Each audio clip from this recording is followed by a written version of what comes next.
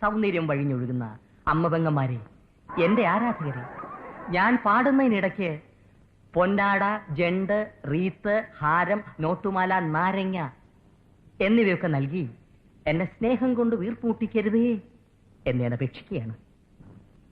രാത്രികൾ പകലുകളാക്കി, പകലുകൾ ഗാത്രികളാക്കി, പഴം തിന്നതിന്റെ കാശ് എത്രയാണെന്നാ ചോദിച്ചത്? 16. ആരുടെ? ഞാൻ വിചാരിച്ചു സ്കൂളിൽ പഠിക്കുമ്പോ ഡാൻസിനും പാട്ടിനും ഒക്കെ ഞാൻ മിടുക്കിയായിരുന്നു. സമൂഹ ഗാനം വരെ ഞാൻ ഒറ്റയ്ക്ക് പാടിയിട്ടുണ്ട്.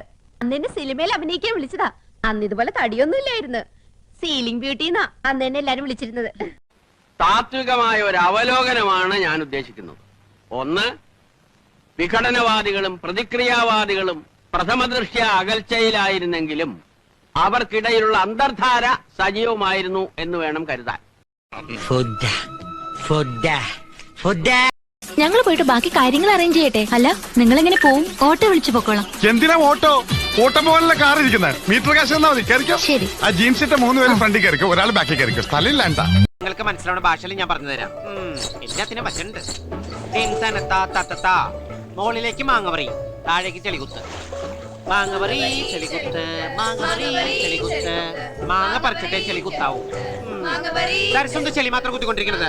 മാങ്ങ പറിക്കാൻ നിന്റെ കെട്ടിയാൻ വരുമോ? ആ, എല്ലാവരും ചിരിച്ച മതി. ഇനി അടുത്ത സ്റ്റെപ്പ്.